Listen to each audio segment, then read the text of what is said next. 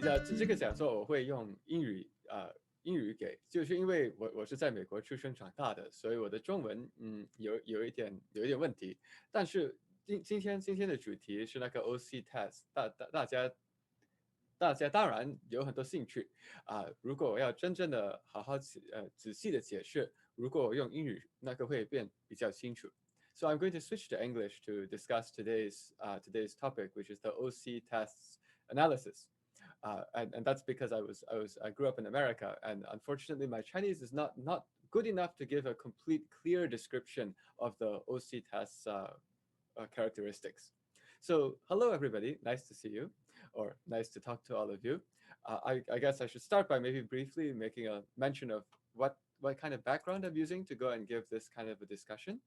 And as was mentioned before, the way that I run this is I actually just use my background here as my slides. So I will not be presenting slides. Instead, the way that I work is I simply do something like this. So this is the background that I use. Great. So what I want to discuss today is the different characteristics of the OC exam. But before I go into that, just a very brief thing. I come in from the point of view of a math professor, and I happen to also work at Carnegie Mellon University, and I also coach the US International Math Olympiad team. And I also come from the point of view of an entrepreneur. I also run an education organization, which is trying to help everyone learn mathematics in a better way. But now we came here because we want to discuss some of the problems on the OC exam. So on the OC exam, I found this very interesting because the fact that in Australia you have these interesting opportunities that allow people to have better, well, let's say more advanced education is a very nice idea. And I also see that the tests, the exams got reorganized. They got adjusted in the last year or so.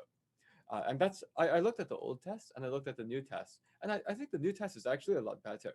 So I'll be making a lot of comments about the exams themselves, but the easiest way to do that is going to be by talking about some actual problems. Something that will help me understand a bit better how to give this talk is I'm curious. The people here, are you all with your students or with your kids, or are you generally just parents? I'm actually quite curious. If you don't mind typing into the chat, if you happen to have your kids with you, please let me know. If you happen to not have your kids with you, please let me know also. Let me know in the sense that just if you can type something into the chat. Yes, I guess means that the kids are there. I guess just the parent also means that just the parents. Okay, so there's a mix. This is what I wanted to know. And because there's a mix, so originally when I was going to give the talk, originally I thought it was only parents. But then somebody told me that there might be kids. So if there are also kids, I will actually be talking a little bit about the questions too. And I see that sometimes it is just a kid. So I'll be talking about the questions also, because that's the easiest way to talk about what has changed. All right. So when I look at these exams, the first thing I notice is that on these exams, there isn't much time. So if I'm going over to here, there really isn't much time to do these problems. There are only 40 minutes and there are 35 questions to do. So in such a situation, the hardest part becomes how to be able to make some progress on the problems. Because I will say for students who are this young, solving all the questions is actually very hard. So I don't anticipate that people are solving all of the problems. But that's okay, because the difficult thing here is then how to approach the questions. Because what I saw is that the difference between, let's say, this exam and the way it was before is that the mathematics itself looks like it doesn't use too difficult concepts. However, the questions are extremely clever. So let's go ahead and actually start playing with some of these questions. And that's actually, I mean, this is not meant to be only a math lesson talk. If you are a parent watching without kids, don't worry. This actually has will have a lot of value in here as well. So if I look at the question types, what I want to say is, since there are kids, we're going to talk about how to do some of these questions.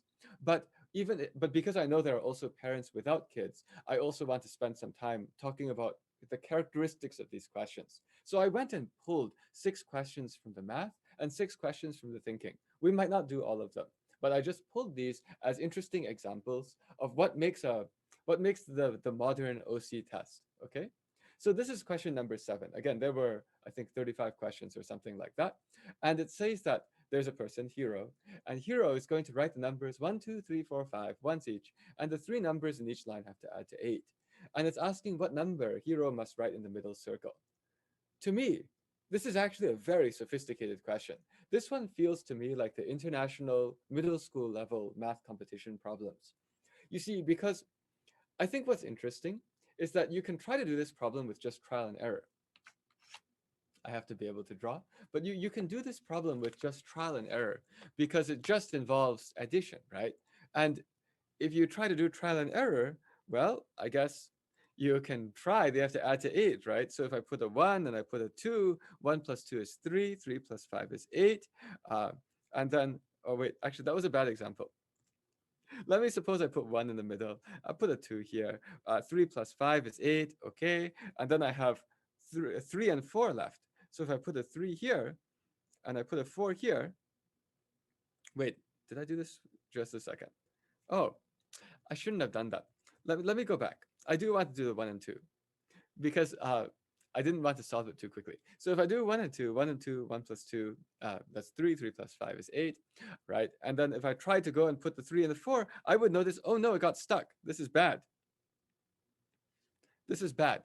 2, 3, and 4, that adds up to 9, right? And actually the easiest way to add 3 consecutive numbers, 3 numbers right next to each other, is that the sum is 3 times the average, 3 times the middle. So that's how I know this is 9. Okay, but now the thing about this is if you just do trial and error, and if you are a younger kid, you could easily waste a lot of time to do this question. Now, the interesting thing about this is you only need to know about addition. It's only about addition. But the reason why this one's hard is because it's clever. You see, this is an example. I see that people are saying you should put a 1, right? But the question is, how do you know that it should be a 1? I think that for the OC test, if people are trying to solve this problem and they just try and they do trial and error, it will take a very long time. Now, you could imagine that if somebody's trying to reason through this, it is that this one is okay, this one is too big, and somehow this thing is hit twice. So if this thing is hit twice, then maybe I need to do some adjustment, right? Because I need to make this one smaller. The problem is that this one's being hit twice and I'm getting too big of a sum. Now that's the sophisticated way of thinking of it. I will say that the interesting thing about this question, which is what makes it actually quite clever, is that it's related to algebra. So this is related to algebra. And this is showing, my analysis is that the people who came up with this exam, if you happen to have some more sophisticated ways of thinking, then the questions are actually quite possible. I see somebody asked me, are you a mathematician? Yes, I am. I'm a mathematics professor at Carnegie Mellon University. But now let's look at this because there might be multiple answers. Is it true? Well, look at it this way. If I want to add up all of the numbers, well, then this sum of the numbers here, this sum is equal to 8, right? And here's another way of looking at it. This sum here, this sum is equal to 8 also. Okay, well, in that case, look at how my drawing worked. If I add up all of these and add up all of those, well, each of those is 8, right? And this thing here got counted twice. So what does that mean? Well, that means that the sum of all of the 5 numbers, right?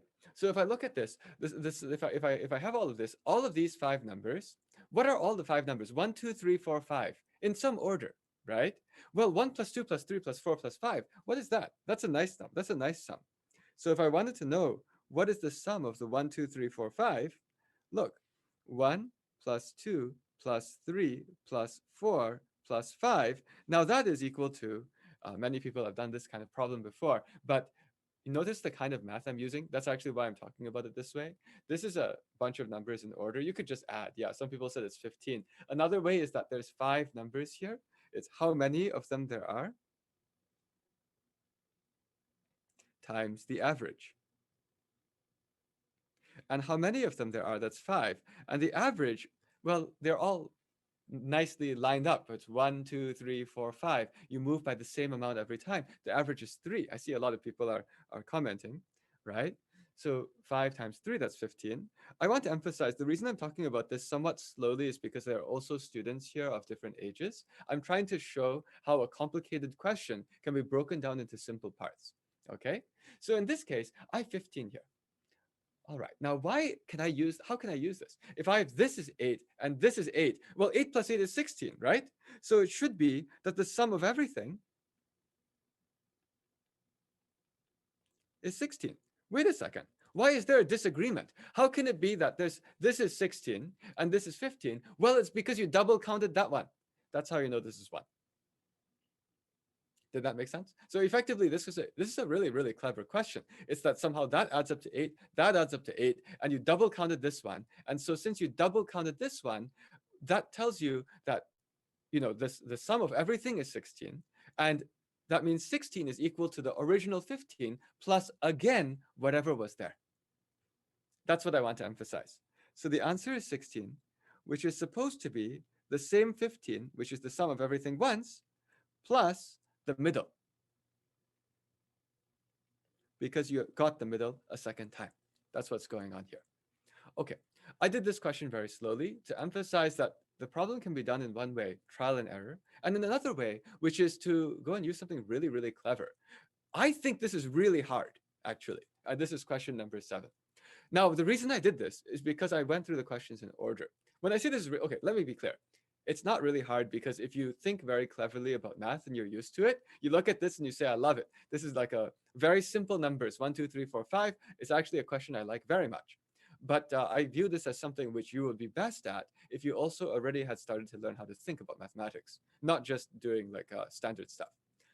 Talking about standard stuff, let's go to the next question that I picked, right? So here, this was question 7. The next one that I pulled out of here was question number 10.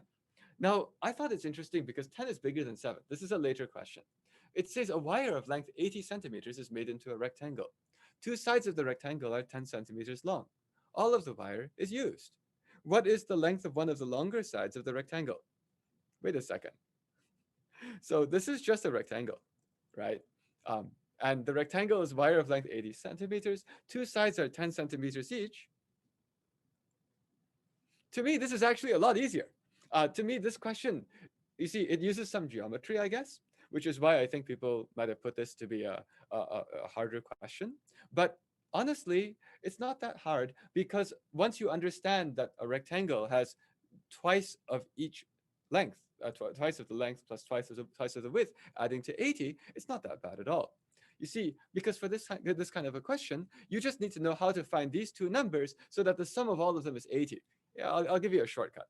Okay, so this is now, anyone can do this one now, but I'll give you a shortcut, which I like. If I'm ever talking about a perimeter, if I care about the lengths, the sum of the length and the width is equal to half of the total. That's actually how I usually do this. So half of the total, half of the perimeter is 40. And so since half is 40, if there's a 10 here, that's a 30. That's the fastest way to do this. Okay, so what I just did here in explaining how to do this problem is notice that I gave also something about how to do it fast. The reason is because actually in this exam, there's very little time.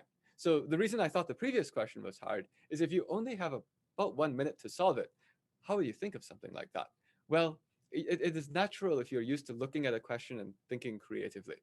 This one, on the other hand, bang, you can usually do. You just need to know a little bit about oops, 15. Did I do it wrong? No, it's okay. 30. Yeah. So this one you just have to kind of think about the perimeter. Also, this one has lots of words. But why I gave this example is also this is showing that the questions don't necessarily go and get harder and harder as I go. Next one I picked. So I picked out the interesting ones, okay? Because the interesting ones are things I can tell you an interesting story about. Here's question number 14. Now, 14, Rachel makes this object by gluing together 9 identical cubes. She can pick up the object and look at it from any direction. How many of the faces of the cubes can she not see? I think this is quite cute because this is asking about what you cannot see. It's interesting because for people who maybe aren't used to thinking about it, first you try to draw the things you cannot see. But this is a theme I've also seen in the OC test on the math side. There's a lot of questions that have to do with symmetry.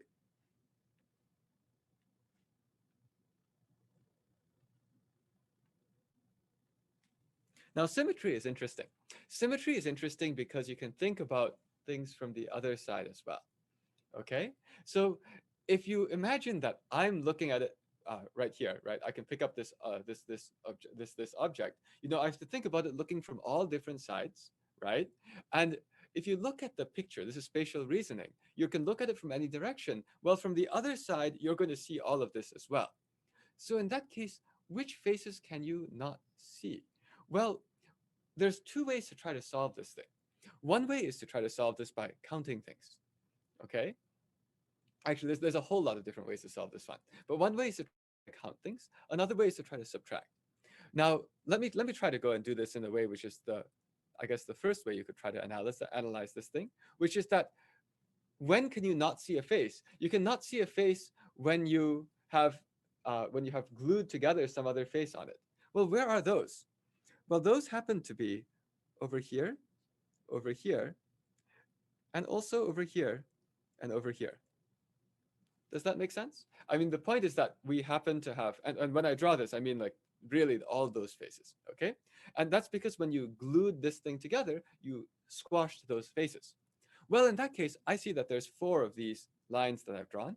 And on each of those lines, I have 1, 2, 3, right? So it's 3 times 4. Well, no, this is one of these trick questions because of the symmetry of how the two cubes touch. On each of these places, there's 2 cubes which touch each other. And so there's 6 faces, which are 1, 2, 3, 4, 5, 6. 6 faces times the 4 different lines that I have. So the symmetry here tells me that the easiest way I can solve this question is 6 times 6 faces on each times 4, which is 24.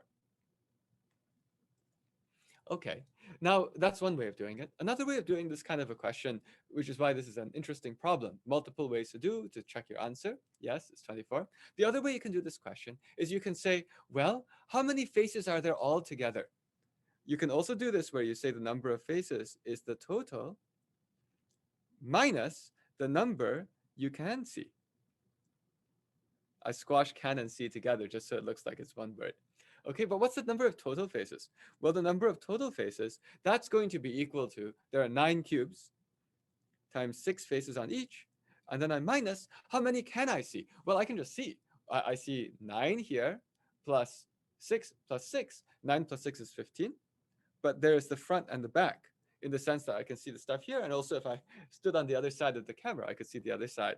And so if I want to do this, this is going to be 54 minus 30, and I can double check my answer of 24. All right, here let me give you a tip now.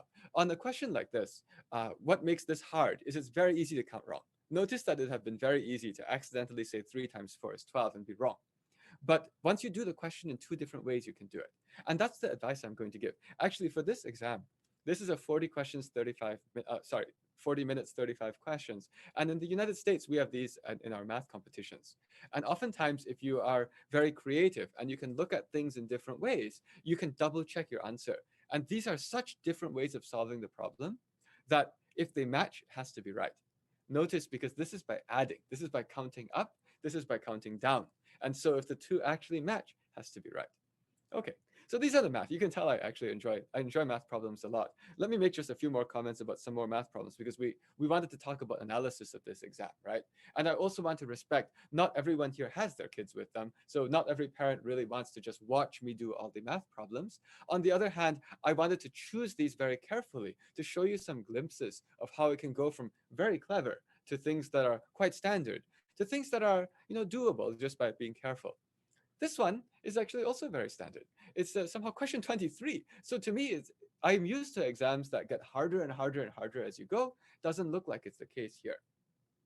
Oh, and somebody commented, thinking skills is very creative. We're going to be getting there too. So to feed 8 penguins, a zoo needs a total of 84 kilos of fish per week. To feed 4 sea lions, the zoo needs a total of 24 kilos of fish per week. How much fish would the zoo need to feed 4 penguins and 8 sea lions for 1 week? Well, let's just go and look at the information. I think that these are examples of questions that have more words. And when you have more words, in fact, one of the hard things that we're going to see is that you have to read fast enough. And that's one of the skills that I learned when I was doing middle school math competitions in the United States. Questions are so long. You need to learn how to look at it really fast and quickly pick out the information. 8 penguins, 4 penguins. 8 penguins is 24 kilos. On the other hand, the 4 sea lions, this is 4 sea lions, 24 kilos. I need 8 sea lions. Okay, so the trick here is that it's 8 penguins, but this is 4 penguins. So I only need half of that. So I'll use the colors. By the way, I love colors. I don't know the exact rules on your exams, but if you're allowed to bring colored pencils or colored pens, I actually usually do this when I'm doing any exam so that I can very quickly see what's going on. If they don't let you, then they don't let you. But 8 penguins, I need half of that, right? So I need half of the 24. But then the sea lions that I have, 4 sea lions is 24 kilos. I have 8 sea lions, so I have to have 2 times the 24. Okay, so I just have to add this. I'm going to give you guys a shortcut. The way I often do this kind of thing is that, and I see there are lots of different answers. Thank you everyone for being brave and putting your answers. When I look at something like this, you could do 12 plus 48. I'm often afraid of carrying mistakes. That happens a lot. So if I do this one, oftentimes the way I do it is half times 24, that's a 12. And I'm just showing you how my brain works. This happens to be 4 times 12. That's because the 12, if I want to make this a 12, I half it and I double that one. The reason I did that is because now the answer is 5 times 12, which I know is 60. Now you might ask, why bother doing it this way? The reason is because addition is dangerous. If you add 48 plus 12, what if you carry wrong? Multiplication, on the other hand, is very hard to get wrong because you memorize your times table. You see what I mean? If someone says 5 times 12 and the answer happens to be something like 62, then you say, no, 62 is not in my times table. So what I'm explaining is these are also tricks and ways to help make things more accurate. If you can convert things from addition to multiplication, then you can just recognize the answer as being inside the times table. Okay, but this is interesting. Like this is question 23. Question 32. This one is just arithmetic. I'm going to skip over this one now because I want to make sure we have time to talk about the critical thinking as well. But if you look at this, this is 32 out of 35. What is involved here? This is just simple arithmetic. I have 1,000 points. And inside the game, I buy 5 buildings, each costing 106 points. I buy 1 farm. It has 140 points left afterwards. How many points did the farm cost? I'm simply just going to say, maybe some of you are fast at mental math. I just want to do 1,000 minus 5 times 106. And then what do I do with the 140? I subtract that also. Okay, I guess if I wrote a math problem, if I write down a math problem, I want to do it. Okay, so I said I was going to skip over it to be fast, but let's just do it fast. It's 1,000. What's the fastest way to multiply 5 and 106? Well, that's just 530 minus 140. And then what you end up getting is 1,000 minus, what is this, 670? Okay, and that happens to be 330, I think. And then we got it. So I will be honest, I did not actually look at the answer key. I like to do all of my math problems straight. Oh, somebody said go slowly. Well, I guess what I'm seeing is that there are also parents who have kids here who are curious, and maybe the kids want to know what's involved here. But all that's going on is just reading the problem and understanding the 5 buildings cost 106. Okay, subtract that. And then there's this farm. Don't know what it is, but forget about the 140 left afterwards. Subtract that, and all that's left is the farm. And then you're good. Okay. And this is maybe showing, right? You have 1 minute to do this problem, and I guess being able to look at a question and recognize what to do is useful. Okay, I'm going to actually skip over this because I want to go to the critical thinking. But this is just like clever kinds of questions that you can have. Now that takes us to the next part, which is these thinking skills.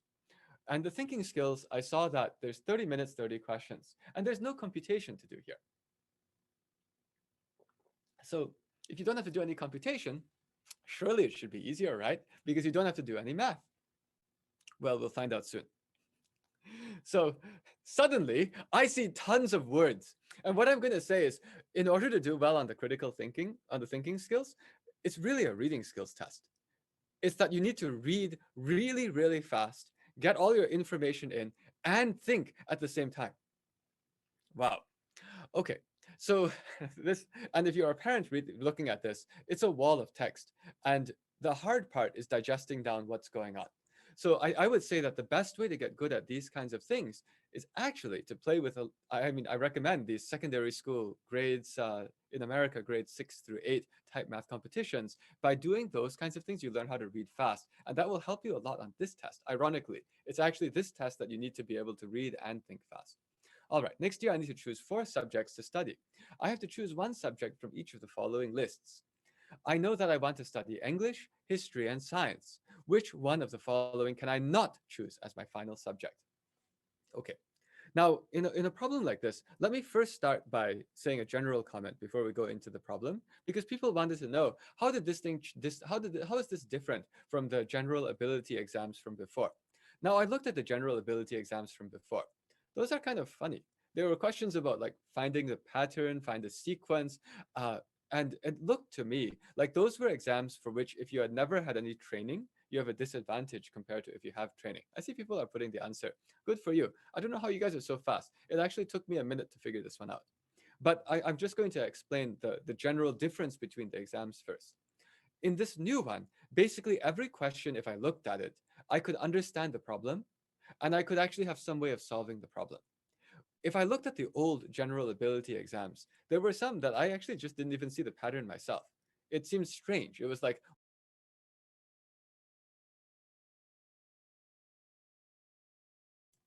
yeah. Okay. No problem. No problem. So with the old system, it was just that somehow you didn't know what the problem is even asking. But this is a very natural question. You could imagine doing this in school. Like, I mean, this is a life in school. And I know you guys want me to say the answer, but I want to emphasize that this is not just about solving problems in this live stream. It's also about discussing what is the difference between the exams and what skills do you need to do well. So you need to read and you need to think, obviously. So now let's start to problem solve and think this. English, history, and science. And now I'm going to actually do the problem to show the kind of thought process that gets involved in solving a question like this. English, history, and science. There's too much information. Whenever I look at this, I say, so many columns, so much information. Is there anything special about English, history, and science? Well, I want to know where they are. So that's again where I gave the example. If you have the capability of having some kind of uh, colors or highlighters, these are useful tools. History is green, okay? And I'm emphasizing that this is a very useful part of solving the problem. Science is blue. Okay, now, the value of doing this is you may notice something is unusual. Just help, I don't get it. Okay, well, let's look at this, all right? So if I have all of them highlighted, do you notice anything unusual? I need to choose one subject from each of the following lists. Do you see how useful the colors are? I have to choose one from every list, and I know that I want English, history, and science. That means, look, the green is here. If I have this thing here, the green happens to be here, and I'm going to study history. So this is already done. Only history has list 1. And I'm just emphasizing that's like basic exam, how to deal with these like logic things. You want to narrow down the possibilities. In fact, if I think about thinking and logic, which is what I do every day, I'm a mathematician.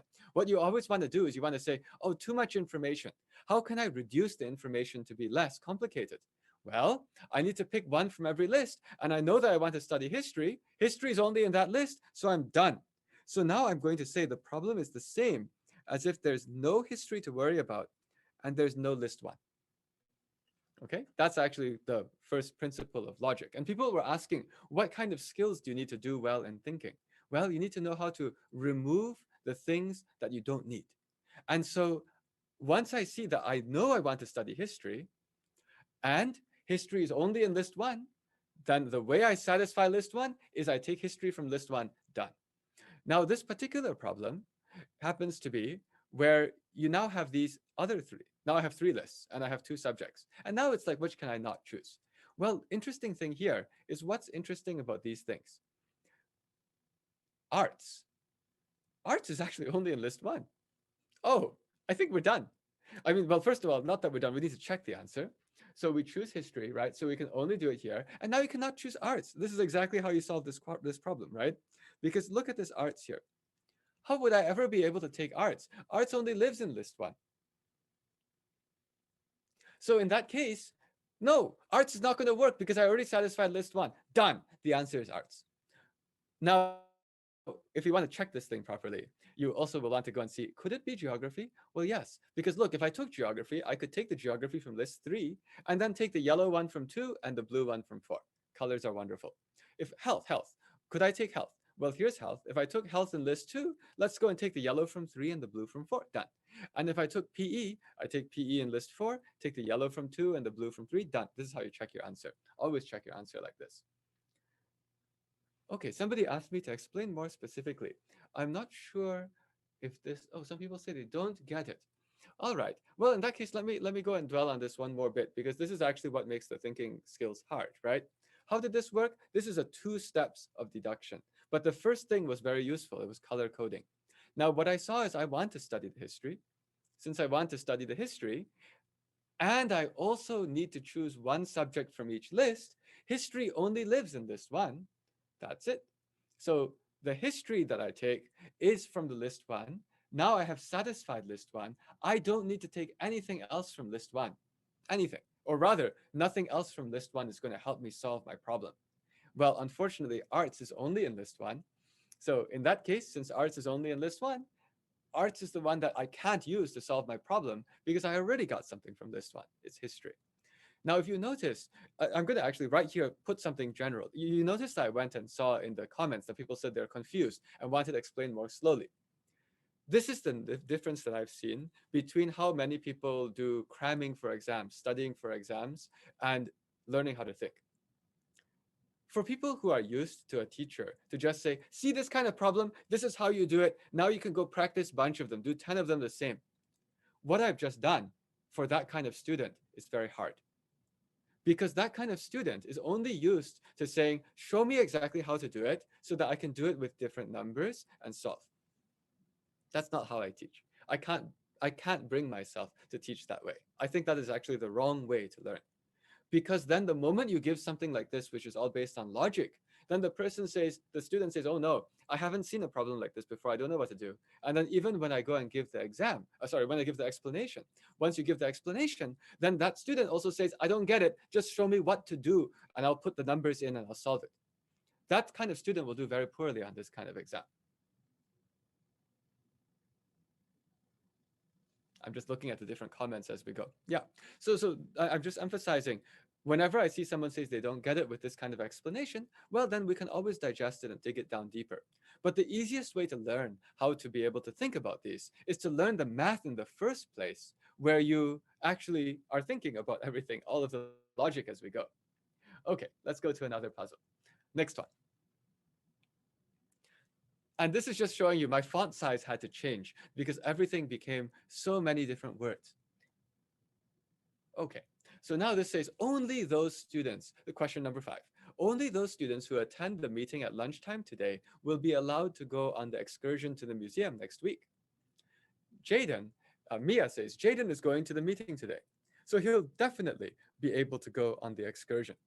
Tyler says, Noah's going to cricket practice at lunchtime today, so he won't be able to go on the excursion. Whose reasoning is correct? I should emphasize, I just didn't write the answer choices here. The answer choices are Mia, Tyler, nobody, or both. Both is okay, by the way. So now let's go and take a look at this. Notice that it was Mia, Tyler, nobody, or both. Now, whenever we're looking at this kind of a problem, only. What does this mean?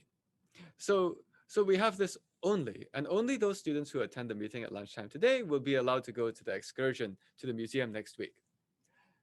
Now, the difficulty here is, what does the word only mean? Only, so this is tricky, because only sometimes sometimes it means if and only if. But actually, strictly speaking in English, if you say, this is a tricky thing. Actually, what I'm going to say here is this is a tricky thing of like, what does only mean? Only limits you, okay? So it's saying that only the students who attend the meeting at lunchtime today will be allowed to go to the excursion to the museum next week. However, you could be further restricted. What I mean is that you could imagine a teacher saying 2 sentences. Only the students that go to the meeting at lunchtime today will be allowed to go to the excursion at the museum next week.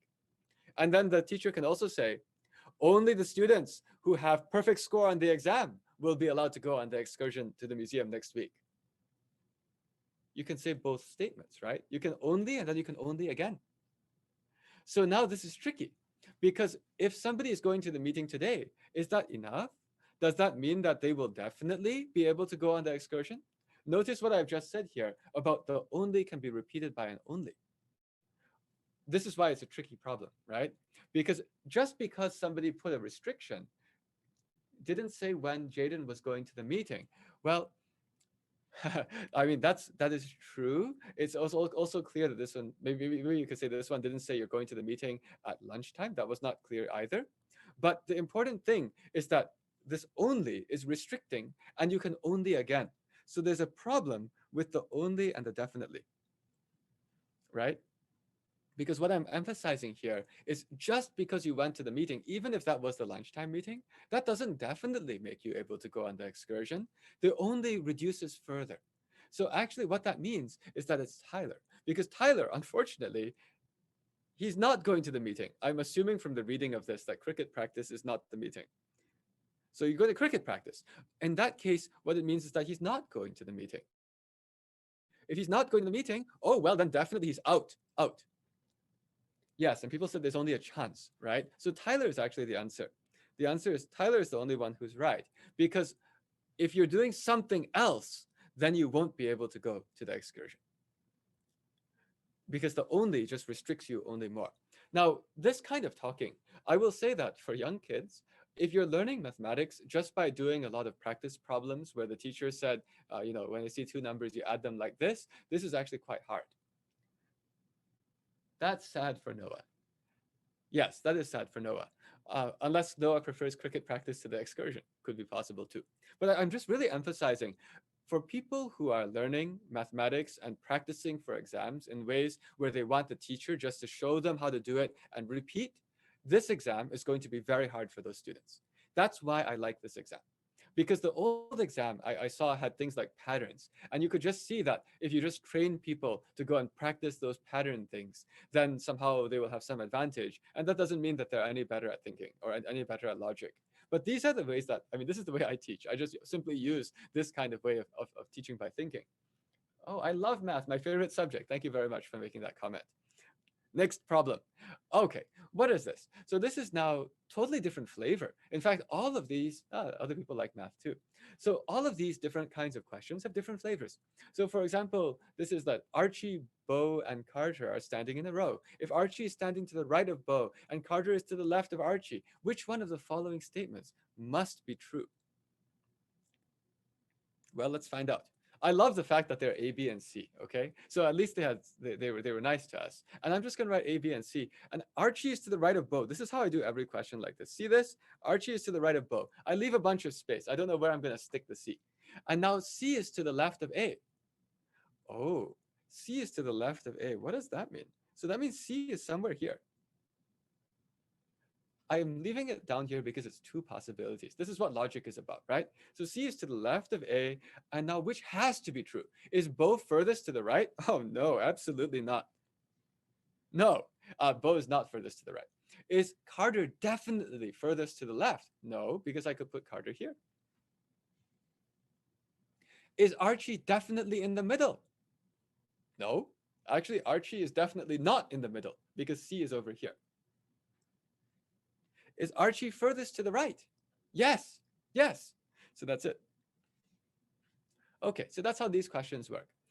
And notice I did it by just drawing something down very fast. This one's actually an example of a very fast question. Some people ask me questions about test taking strategy. Does it make sense to jump forward and just try to do the ones you can do? My analysis of this exam is that there are so many problems, and given that for many younger kids, it might take them 15, 20 seconds to actually understand this, maybe even 30. It could even take people about 30 seconds to understand this problem. If you already understand the problem, you should at least go and try to solve it instead of skipping it, because you only on average have 1 minute per problem. And if you spend 30 seconds and you say, oh, I don't know, well, actually, you might have already gotten halfway through. Okay, so that would be my suggestion. Try to actually do the questions if you see them, and learn how to think logically. That's the biggest takeaway from here. Oh my gosh. Here's another example. Look at how many words are on this problem. And we're only at question 11. When Kinta when Kinta was learning to drive, his instructor told him, to even have a chance of passing your driving test, you must have at least 20 hours of driving practice.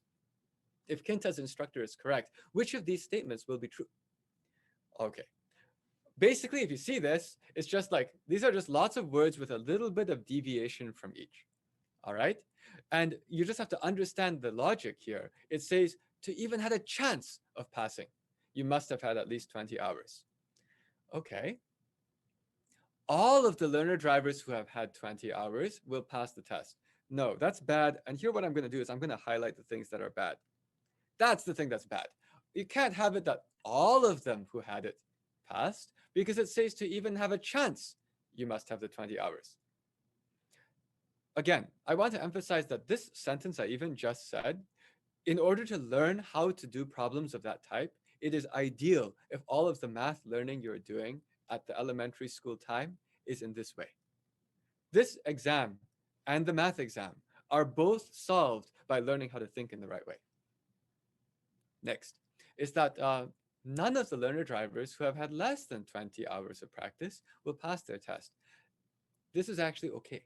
The reason is because it says to even have a chance, you need 20. Okay, the opposite. This is actually how a lot of this logic works. The opposite. Ooh, I've seen these questions. Yeah, you may have seen these questions. These are the standard questions. So that's why I think some people are answering the chat very fast. I think some people have actually done the practice test. And I'm using this to like do the problems and analyze them at the same time for the parents and for the students. But if you see the have even a chance, in logic, if you want to have an equivalent sentence, you often need to say the equivalent sentence would be if I had flipping this. And flipping this would be to say, well, then the people who did not do, to the ones who have no chance. Sorry, the point is that if you happen to have not done this, then you have no chance, right? So it's like, if you didn't have the time, then you had no chance. So this one's actually okay. B is okay. But always with these problems, always go and compare all of the other ones just to make sure you didn't make a mistake. Now it says some of the learner drivers who had less than 20 hours will pass. No, because it says to even have a chance, you must have had at least 20. So the sum is what kills this, because it's actually none. And then over here, it's like, oh, this is just totally wrong. Only the learner drivers who had less than 20 hours will pass the test. Nope, that's backwards. It should be that you have to have at least 20 hours to even have a shot. So that's why the answer happens to be the B. I'm just comparing how you think about this. This is about logic. Oh, let's go and play with another one. Oh yeah, this one was fun. So this one was one of, oh my gosh, what's going on here? So if you saw the way that I often do problems is I draw some stuff out to go and look for some graphical representation of what's going on. And the fact that there are some people who are already posting the answer, that shows me those are people who generally have already looked at the exam, thought about it. And what I'm trying to show here is how would you go about thinking about these? And so we can analyze the style. So this is question 15. J, K, L, and M, very convenient. Those are their names now. J, K, L, and M are seated around a table on a train. Two of them are facing forwards in the direction of travel. Two of them are facing backwards. And two have window seats and the other two have aisle seats. I know that Jess is sitting diagonally opposite Lucy. Max is facing forwards and K is next to J. Now, which of the following do I also know? L traveling backwards and blah, blah, blah. I won't read these yet. Usually I look at this and I say, how do I even understand what's going on? Well, you start by drawing a train. So here's my train. Or rather, here's my part of the train. And on this part of the train, I happen to have some kind of a table. I have a table here. And around the table, I have 4 people, 4 spots. So these are the 4 spots. Okay, I'm going to erase those X's in a second because I want to put the people around the 4 spots. Now I don't have much information. I don't actually know anything about aisle seats and window seats. Actually, that's useless information. The information that came to me has nothing about aisles and windows. So in that case, wait, I already know that I can get rid of the options of the window and the aisle. because I have no information about, two have window seats, two have aisle seats, but where they're sitting, I have no such information. And this is talking about symmetry. The point is, if I had the people sitting like this and I flipped them this way, meaning that all the people in the aisles go into all the people in the windows, all the people in the windows go into all the people in the aisles, nothing has changed. Because my information that started, all of this information has nothing to do with aisles and windows. If I did this flip, the diagonally opposites still become diagonally opposites. And the facing forwards, that's still facing forwards. And the k next to j, that's still the same. So now we can get rid of these two. And notice the way this is working. This is actually some real deduction. Okay, now I have to go and look at this. Notice I didn't tell you which is forward and backwards yet. I don't know which side of the train is forward and back. That's very convenient because now I don't actually care about aisle and window. I can't tell the difference anyway. So it doesn't matter how you draw them. J is diagonally opposite L. And this is okay because I didn't say which was forward, which was backward. This is a question about all different kinds of symmetry. So if J is diagonally opposite Lucy, this would be okay if that happens to be forward. It would also be okay, if J was facing forward, well then, this picture would make sense if I said the front of the train is here. If J was facing backwards, I'd say it's okay if the front of the train is there. I have not yet determined whether the train is front here or front there. Sorry. Now the next thing is Max is facing forwards. I don't know where Max is yet. But Camilla is next to Jess. Oh, let's put Camilla there. Well then, I'm supposed to have 4 people. Now I suddenly know Max is here. You see how this is filling out? If Max is here, now I suddenly know Max is facing forwards. So now I know that forward is that way. Now I've suddenly labeled a lot of information on this. So now what do I know? Is Lucy traveling backwards? No, Lucy's facing forwards. Is Jess sitting opposite Max? Yes, that's it. We've solved it. Because as I wrote this thing down, if you notice, my thought process was around, because of symmetry, what can I know? And because of symmetry, what do I not care about? And no matter whether or not this happened to be here with the window and the aisle or there with the window and the aisle, it's going to be the same because I'm going to have the k next to j. And therefore, if k is next to j, the fact that k is next to j forces that L is next to M. And now I happen to have this configuration at the table. And if I even forget what was aisles and what was windows, it will always be true that j is opposite M. This kind of thing that I just described is the way that all of these thinking skills exams are like. So we are getting towards the end of the hour. So I'm actually going to switch towards discussing the general strategies, right? So if you can see, this type of exam is all designed to be about thinking and about logic. I think it's very good. The exam has been redesigned in a way so that it's not about just training some practice questions on patterns. If you can see, we've had so much variety in this thinking exam so far, where we used symmetry for this one, we used principles of logic for some of the other ones. We had to read. We used like the solving of the problem of, well, let's reduce the amount of possibilities. All of these things are the heart of how you'd actually learn something useful. So the point of all of these exams actually is to actually learn how to think, right? Because the principle of all of these exams is just to find out who is capable of actually understanding everything that they're learning.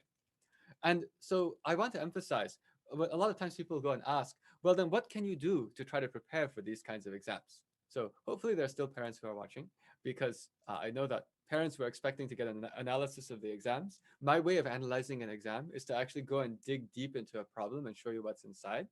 And what you may have noticed is that the commonality in these was that they weren't very standard. And I think that's very good, because I saw that the old problems were quite standard. And that explains why there were all of these different schools that had popped up, where they would basically take elementary school kids and have you practice things over and over and over and over again, which is actually not productive. And in fact, I used to travel before COVID. I used to go to China a lot and talk about these different ways of learning. And the reason is because whenever you are learning these different kinds of methods, well, in China, for example, people are used to doing lots and lots and lots of practice in order to solve the problem. But unfortunately, that's actually not useful when what you're trying to do is you're trying to learn some skills that would be useful later. There's actually a lot of this debate right now about 内卷, right? About the involution loop, about how many people are just doing the same kind of thing over and over again and picking up skills that might not be useful at all.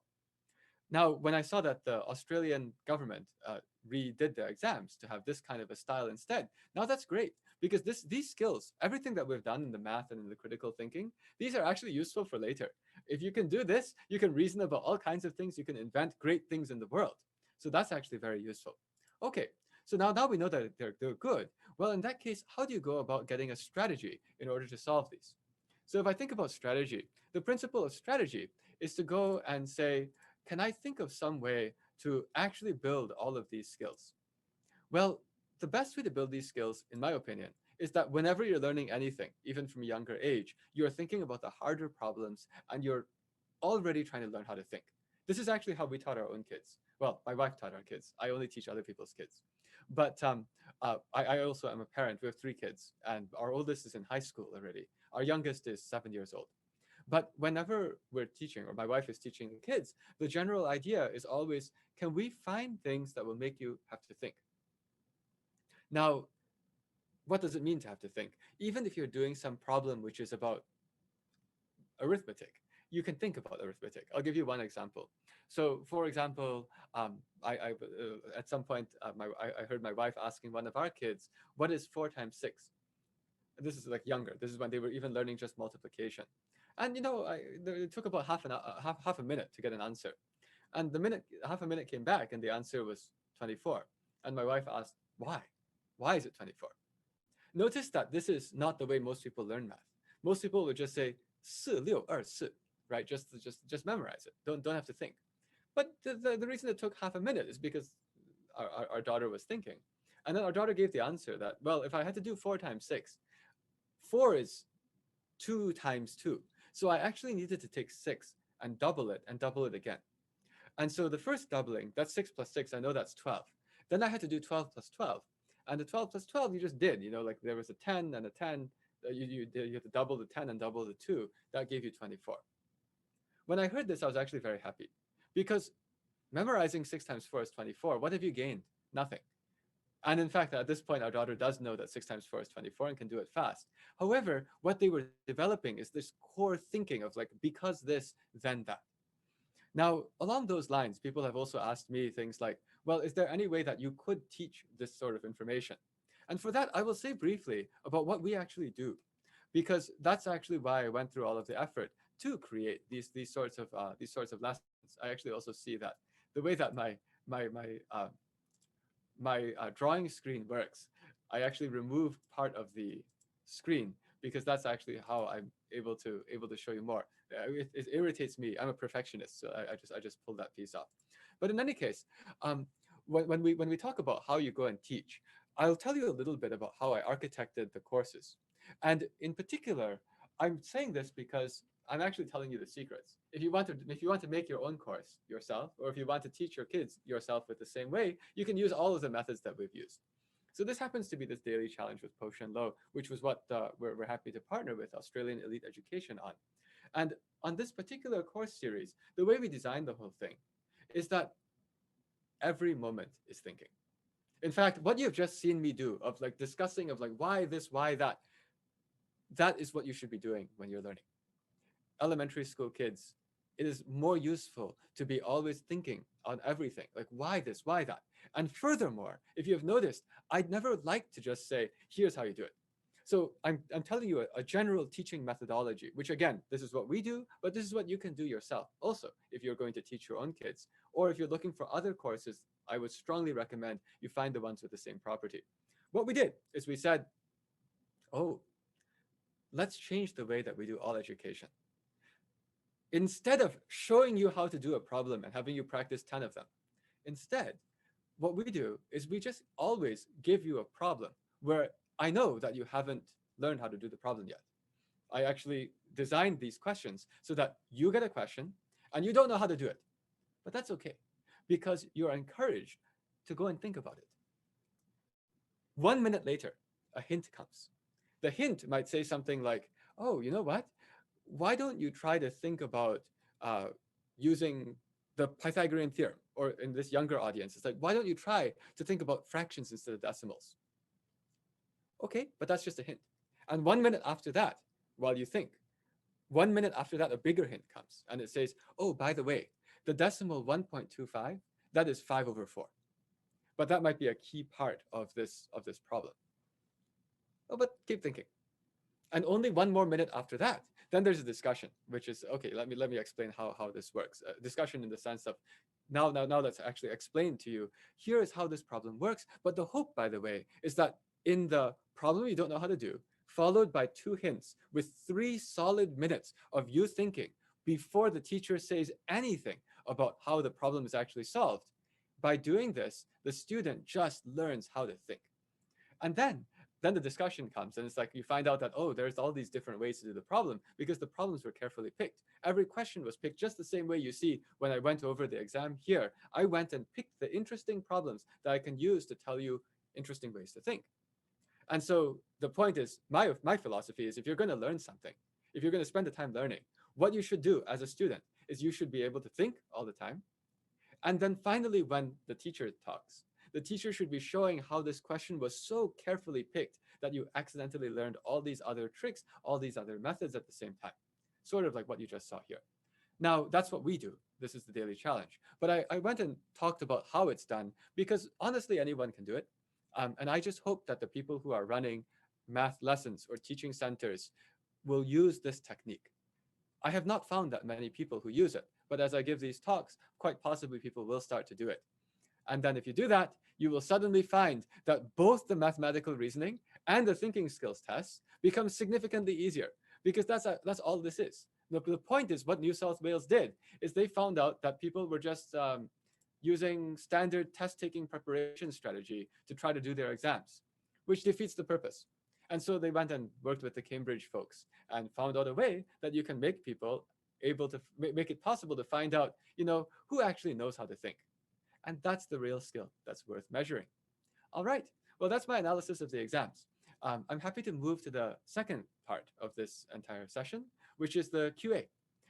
And the way the QA will work, honestly, is easiest for me if there's a co-host who helps to put questions out. But if that's not the case, I can go and try to pick out questions myself.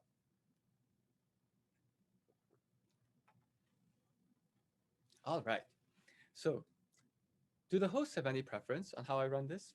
Because I know that there are some questions that were collected before, and I also see a lot of questions in the chat right now. Any preference? Okay, well, let's go ahead. When is next lesson? Well, the next lesson happens to be in approximately 14 hours. No, in 13 and a half hours. I know the US Eastern time is 8 o'clock p.m. For you guys, whatever that is whatever that is. And what I just said is, in case you didn't know, I actually run live streams for free on YouTube every single Saturday. Those are directed at students. So every single Saturday night in the United States, which is Sunday morning in Australia, I run a free live stream on YouTube where students actually ask me any question. Although the level of that is maybe a little bit beyond what you guys are doing. The level of that is US middle school students, not just US, we have international as well. Okay, let's do some more. Oh, interesting question. Can you use Chinese to teach the kids, or is English enough to teach them? Or do you need to use English to teach them? That's a great question. Now, in order for them to be able to do well on the exam, I think it is actually useful to have them be doing enough things in English. But if your language of teaching is Chinese, that is fine. You see, what I did today is I showed how you think. It's like, because this, why that, oh, now this means I have to do X. You can say that in Chinese also. Actually, the best example is when I'm in China, I actually do teach in Chinese when I go to visit China. That's really for my own challenge. But what I found out is that the logic is the same. If you're doing logic and math, it's the same in English and it's the same in Chinese. But if you want to have them learn how to be able to read the English faster, well, then that's not you teaching. That's them doing more reading. that will help a lot. Okay. Oh, somebody said it's 10 in Australia. where is the reading competition comprehension practice? Honestly, the people who invited me to give this talk asked me to comment on the mathematics and on the thinking. They didn't ask me to comment on the reading. But I will say, reading is really important. And I actually got really good at reading by doing the math competition problems. So that's where I think even elementary school kids should be thinking about middle school math competition problems. Hmm. More things. If you notice, I'm always leaning forward because, oh, great, my moderators are here. So they're able to help me pick up some questions. Okay, now I actually have a strategic question because I have a channel here where I'm able to talk to my moderators. The situation here is, as you can see, the text on the screen for the Zoom, which is very far away from me, is very small. So reading that is hard. It's easier for me to use my moderation queue. But my moderation queue has all the old questions. Am I supposed to be answering the questions that were asked before this even started, or the questions now? In the meantime, I'm just going to go and say, I see people saying questions like, will there be any books on the OC test? Yes, there will be. I know because I can see there are books on the old OC test. There's an industry here. People want to sell you books. My opinion is that learning from a book on this kind of a thinking thing is not very efficient. This is just my own opinion. Not just my own opinion, it's based on teaching. It's because if you're trying to learn from a book, we just saw in today's session that I explained something, and unfortunately, some students said, I don't get it. And then what I did is I just went and explained it again differently. I didn't say it again the same way. Or rather, if I said the same way, I emphasized the key points. The problem about using a book for people who are in elementary school is that the books are useful for pure practice. If all you were doing is pages after pages of multiplication problems, yes, a book is great because they're all the same.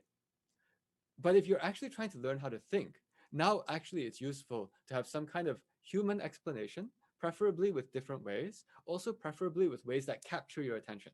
Another thing I'm trying to emphasize here is that if you're going to teach or if you're going to look for a class, you want to have somebody who can actually go and grab the attention. And when you're looking for teachers, something I always recommend to people is make sure the teachers don't only understand the math and the thinking. Teachers need to understand psychology as well.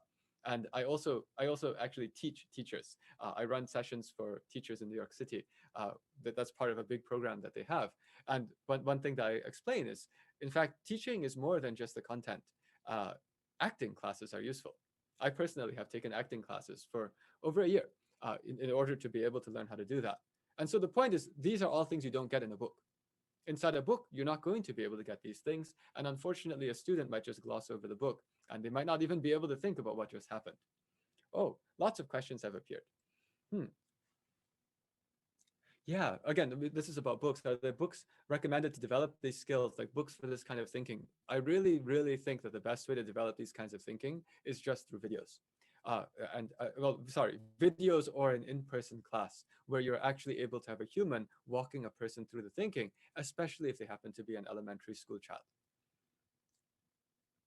Oh, come on. Somebody said, why are you so smart? You're too good. No, I'm not smart.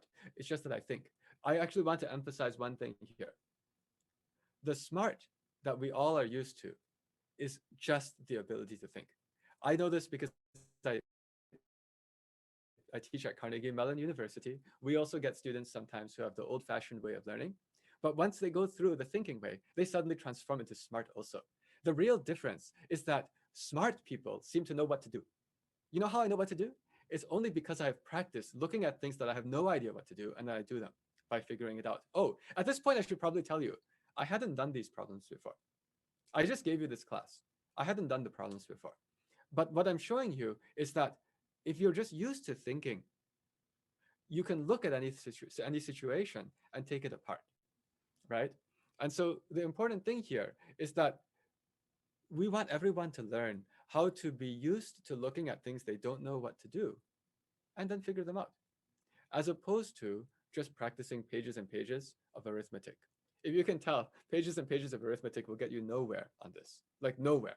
There was nothing here which involved multiplying two-digit numbers by each other. Everything was small and simple. And in my opinion, that's how it should be.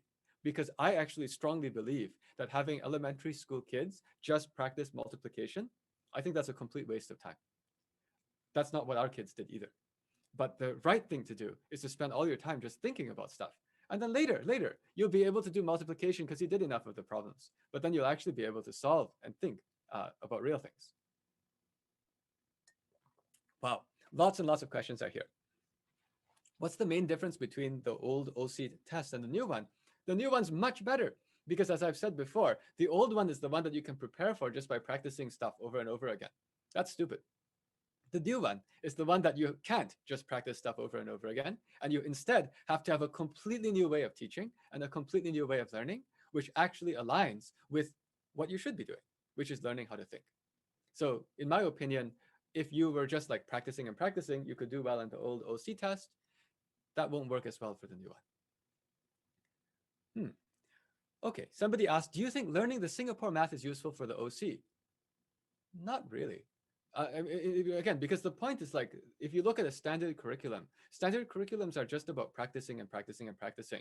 Did you really see any problems that were using advanced concepts in the sense that if you just had learned the Singapore math curriculum a few years ahead, would that help you? Not significantly. They designed the exam in a way where it's about thinking in some other ways. Of course, there are some standard problems like that perimeter problem, but that doesn't require any fancy Singapore math. So my opinion is the right thing to do is actually go and find the middle school, secondary school mathematics competitions and let elementary school students think about them. People ask about like curricula, right?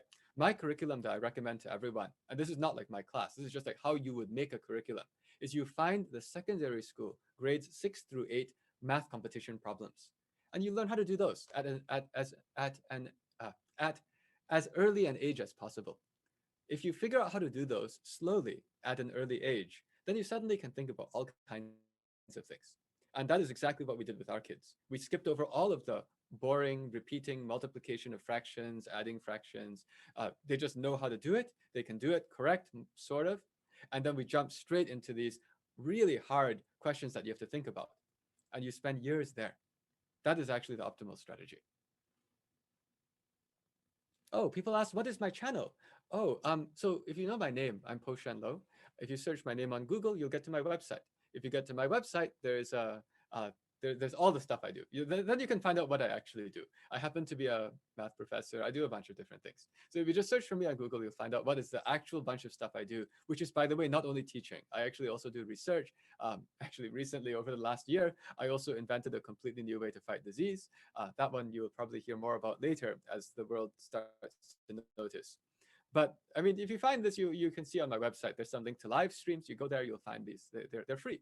And I do that on purpose to go and just try to introduce more people into this way of thinking. They are not a substitute for a class, by the way. They are simply things for students and parents to be able to see, hey, here's how you actually go about learning how to think. But if you want a proper class, you can't do it just from Saturday random questions that students ask. Oh, yes, I just got some notes from the moderators. We should answer some old questions too. So let me go and pick up some old questions. Well, I have answered a lot of these already. For example, one of the questions was, what is the main purpose of changing from this general ability to thinking skill? Yes, that's because this is much better. This is actually testing whether or not you know things. Sorry, whether or not you can think about things. The old general ability even had random questions about like words, which I think those are all things that you can just practice for. And so the biggest point is just make a test that you cannot use the old techniques for studying for, and instead you just have to legitimately learn how to reason and think. Fantastic. And can thinking skills be improved? Yes, absolutely. By just learning about even the core concepts of mathematics through thinking instead of just straight practice.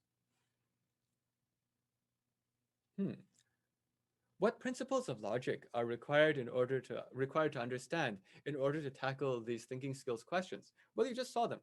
The principles of logic are just logical reasoning, which is if you can actually understand how a mathematical thing comes about, if you can actually understand the thought process, then you can do the thinking skills. That's it. And for example, like even the very first question I opened with about these 5 circles and the lines summing to 8, that's an example of a logical skill. And in my opinion, just spending all your time working on those kinds of questions will give you the skill base that you need to go and do the thinking skills exam. You get 2 birds with 1 stone, and maybe even a third one. The third bird is called what is actually useful later in life also. Somebody said, do you need to learn some logic principles? Yes, but the easiest way to learn logic principles is just seeing them used on real problems. I don't think it's useful to tell students, I have this sentence, let's go and logically transform it. No, it's much better to have reasoned with the logic on something that's actually applied. And the application can be math problems.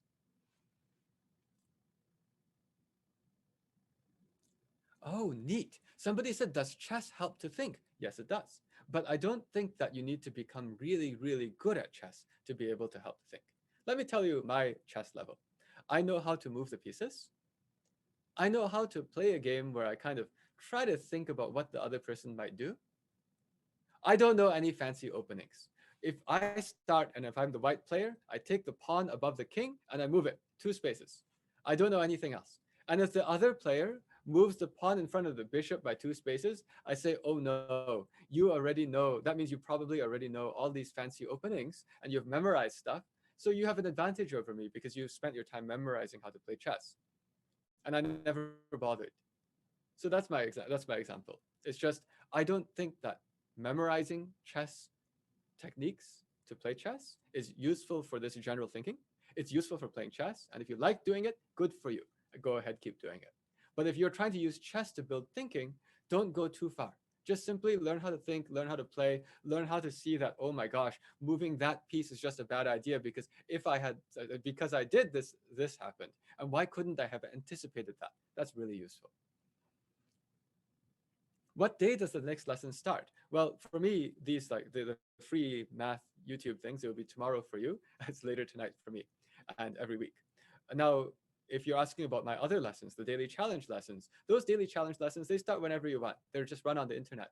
What we did is we used internet and technology to find ways to give everybody those, here's a problem, think for a minute, here's a hint, think for a minute, here's a hint, think for a minute, here's an explanation.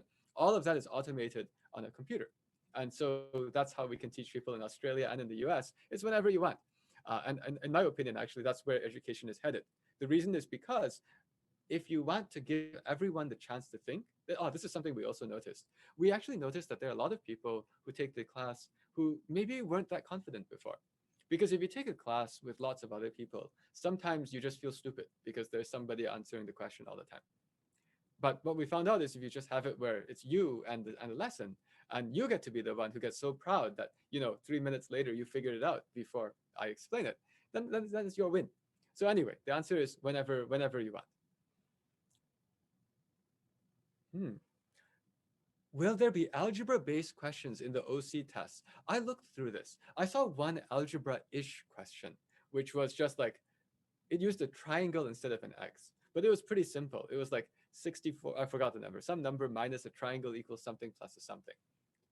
That's not much algebra. And I think that that's on purpose. You see, because you have to always think, what is the job of the test maker? The job of the test maker is to find out who's actually good at thinking, not who has taken all of this Singapore math and other practice stuff so that they just happen to have learned things before other people, right? And I also think about that a lot because I'm also involved. I'm not that far away from test making, although these days I don't make tests because my daughter is already playing in these and doing fairly well. So I can't be involved in the tests, or else that would be people would think that I'm cheating. I'm giving things to her. So I don't actually get involved anymore in test making. But I used to be involved in test making. And what we always want to do as the test maker is we want to make a test that you can't prepare for. And I really want to tell you that. That's what our job is. So I was a test maker. And what we tried to do is we tried to say, we know all these people are practicing and training. How can we make something that they can't practice and train for? And I think that's the difference between today's test and the old one. Because the old one was so formulaic. The old one, you could make a test, you could make a preparation for. So yeah, my answer is just this kind of a skill is one that you only develop by simply learning how to reason. And you do that by just learning the right way. So is thinking skills similar to Olympic math, or do they require different thinking skills? Now the Olympic math, that is used for selling courses. So in my opinion, there are a lot of courses, which again go back to the teacher trying to show you examples of thinking, and then you practicing 10 of them. Actually, I want to go and tell a story here. This is quite interesting. So I'm the coach of the U.S. International Math Olympiad team, and so I've had the chance to meet a lot of very intelligent students. And in particular, there was one student who eventually was on the U.S. International Math Olympiad team. His family was from China, and he was telling me about an argument that he had with his father, where his father said, the way to learn Olympic math, and this is even like the highest level high school Olympic math. The father said the way to learn it is you just look at all the old problems and you read the problem, and then you immediately read the solution. And then you read the next problem, and then you immediately read the next solution. And then you read the next problem, and you immediately read the next solution. And the father said, this is the way to go, most efficient. Because if you do this and you read enough solutions, you will have seen all of the different creative ways so that you can, you don't have to create anymore. You go and look at the problem on the real exam and you just say, oh yeah, I know it, I saw it, it's that one. That's the wrong way. And the guy who eventually qualified for the US International Math Olympiad team, well, he didn't do it that way. He did it the right way, which is look at the problem and think about it for a long time without looking at the solution until you have thought about it and possibly solved it yourself or got lots of ideas that by the time you read the solution, you find out, oh yeah, just one other small idea and I'd have solved this problem. That's the right way. Unfortunately, the way that the Olympiad math is taught, actually in China, in many places in China, and also in many places in the US, is that the teacher just says, here I am, I'm here to give you all the tricks. And the parents somehow want the kids to come home saying, I learned all these tricks. And they count how many tricks you learned. That's wrong. And so if you are learning in that way, if you're using those kinds of things, you will have the same problems on this thinking skills exam, because the thinking skills exam, every question is kind of different in its own way, not useful, right? But on the other hand, if you used all those Olympic math, I brought up Olympic math, I think that the Olympic math problems are supposed to be used to let the student look at a question. The designer of the question made it so the question isn't standard. Great. So now the student's going to think about it for a while. And as the student thinks about it, the teacher should give hints. And by the way, oh yeah, another fun thing. Now this is in the middle of the night for you, but if you're interested, I also have my entire university class at Carnegie Mellon University streaming online on YouTube also. So if you're curious how I teach a university class, you can also see that. And what you'll see is that the style that I encourage for anyone to use when they're teaching is that you don't tell the person how to do it. You just simply keep giving hints until they figure it out themselves. Okay. Yes. What if you don't know the process to work the answer out and it is too hard for you? What do you do? Well, that's why the value of taking a class is that the teacher is supposed to be giving you problems that are just around your level. Of course, the way we think is that every problem should be just outside your level. And if the teacher did a good job of doing that, then you should never know what to do. And then the teacher should be giving hints. And with the hints, now you should know what to do. So my philosophy is if the course is designed well, you should never know how to do the problem, but with hints, you should. And that's the job of the teacher. Now, if you really don't know what to do, the job of the teacher after that is to go and explain it to you. So I guess that's what I would say. Okay, but I'll tell you, when I was learning math, this is now high school, I didn't have a teacher by that point. My mother taught me math all the way through middle school, which was very helpful. She was actually previously a teacher herself in Singapore, teaching math. But that was in the 70s.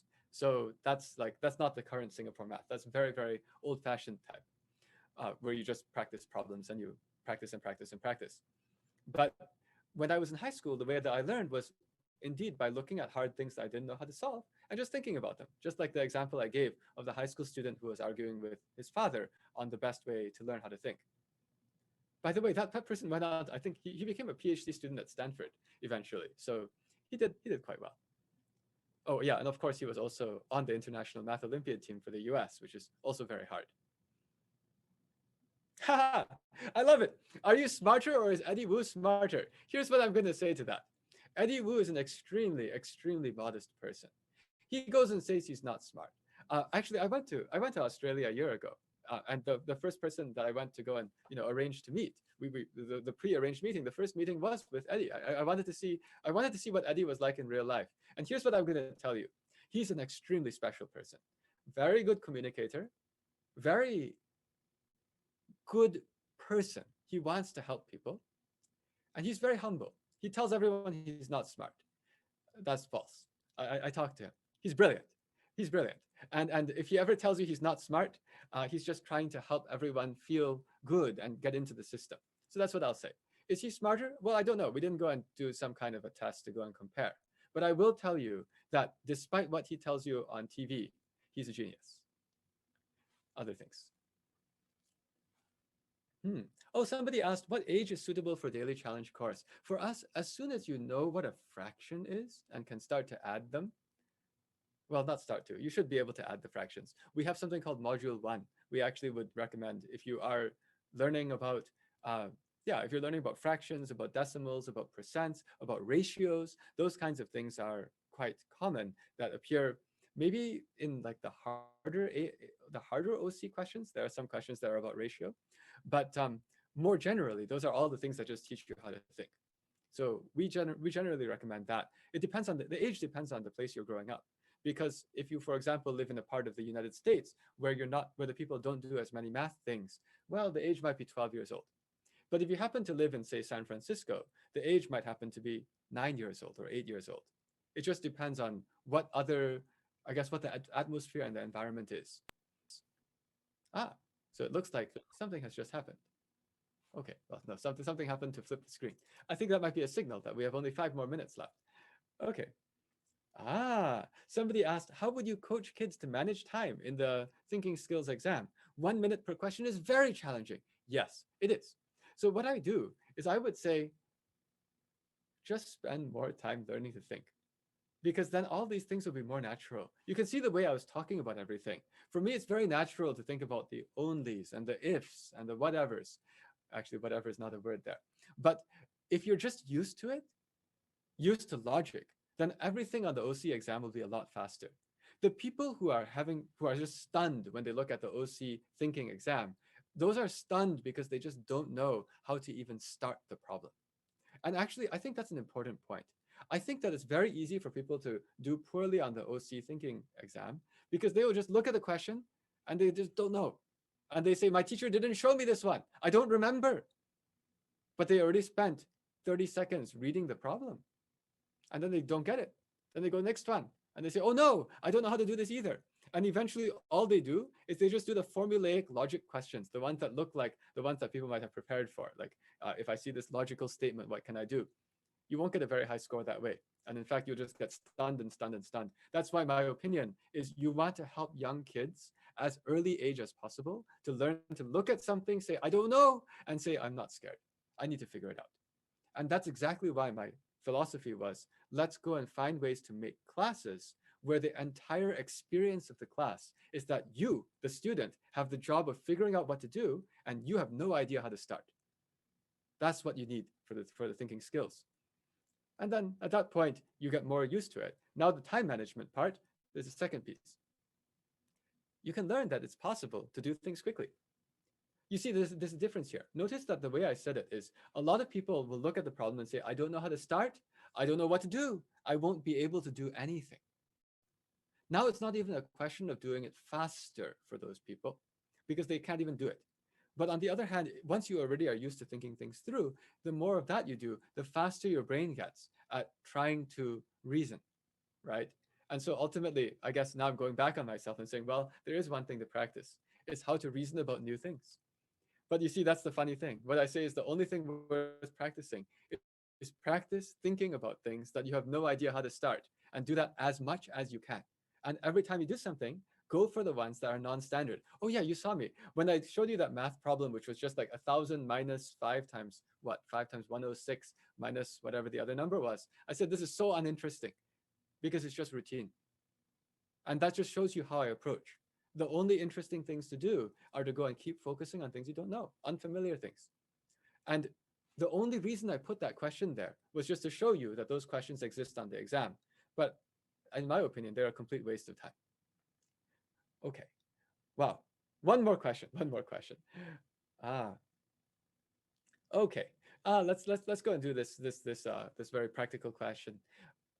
How do you improve in time management? That's related to what do you do if you don't have enough time and you only have like 3 more minutes and 15 questions left? Okay.